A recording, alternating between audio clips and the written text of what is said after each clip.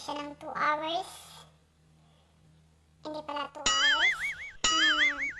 Overnight. Tapos, after overnight,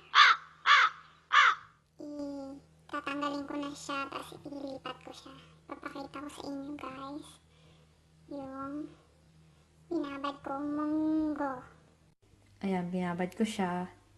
Ito siya, guys. Binabad ko siya. Tapos, hinugasan ko na. Hinugasan ko muna siya ng isang beses. Inalis ko lang yung mga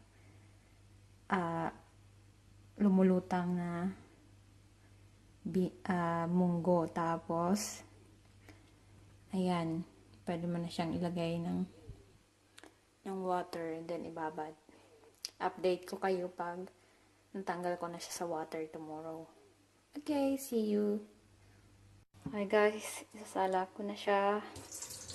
So, ayun na, yung binabad kong munggo. Tapos, hugasan natin siya.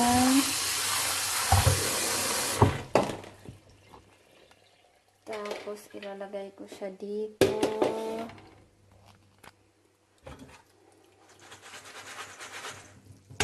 Ayan.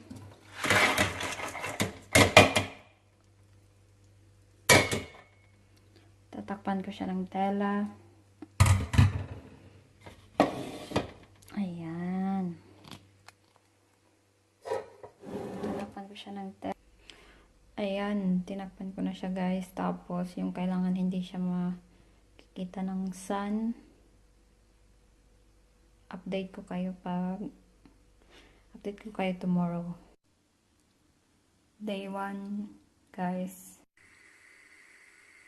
Day 2. Day 5.